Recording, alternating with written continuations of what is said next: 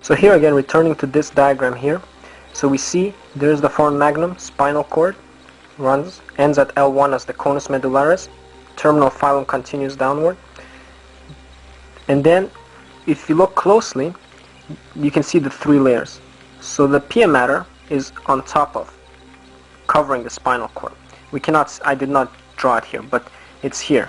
And you can see these very dark structures, these are the spinal nerves coming out of the spinal cord and to the rest of the body.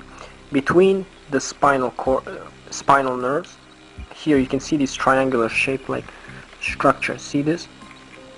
There, here, here, here. These are the denticular ligaments, extensions of pia mater that anchor the spinal cord to the dura mater. Okay, so this layer, which is this one here, I kind of like opened it, like you slice it and you open it. This is this and here, this is the dura mater. I did not include the arachnoid matter here, so you can imagine there would be arachnoid matter here in the subarachnoid space. Is all of this space here. Okay, so this is the denticular ligament, spinal nerves, spinal cord, pia mater on top of it, and arachnoid matter. You can pretend there is one more layer here, arachnoid matter, and this is the dura mater, split open to show the attachment of the denticular ligament to the dura mater. You can see here that the spinal cord ends at L1. However, the dura mater, spinal dura mater, continues downward. Okay, it does not end at L1. Only the spinal cord ends.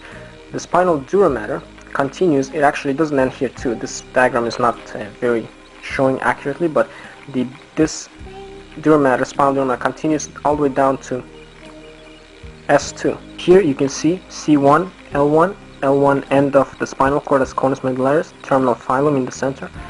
This is the dura mater. Spinal dura mater ends at S2. Okay, and that is the subarachnoid space. And you can imagine the denticular ligaments between these adjacent spinal nerves.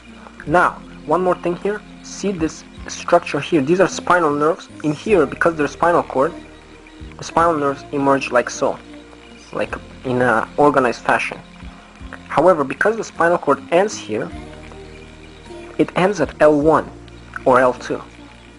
But there are still spinal nerves that have to supply all the areas below L1. You know, L2, L3, L4, L5, S1, S2, S3, S4, S5. So there's 10 more spinal nerves at least that have to emerge from this little conus medullaris.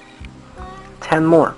So you can see they have to kind of all squish up together in order to emerge. Okay, so because they all squish up like this, it kind of looks like a tail, like a horse's tail, and that's why they call it the coda equina. Okay, that's this.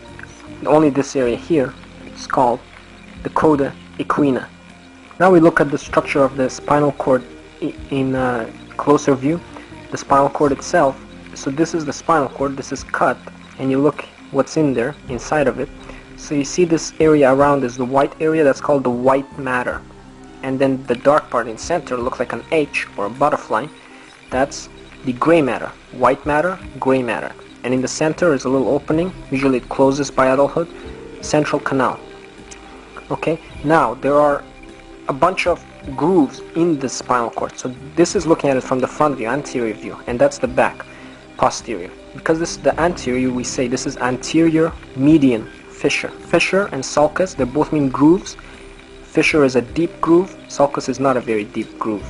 So this is a deep groove. So this is anterior median fissure, anterolateral, anterior and a bit to the lateral, anterolateral sulcus, anterior median fissure, anterolateral sulcus, posterior median fissure, posterolateral sulcus. The posterior portion also has another sulcus here called the posterior intermediate sulcus. We will see that later. But at the moment, just know here, anterior posterior median fissures, anterolateral posterolateral sulci. From the anterior, from the anterolateral sulcus emerge the rootlets. These are the nerves coming out from the spinal cord. From the anterolateral sulcus comes out the anterior rootlets. Anterior rootlets. From the posterior posterolateral sulcus comes out the posterior rootlets. So rootlets is plural, root is singular.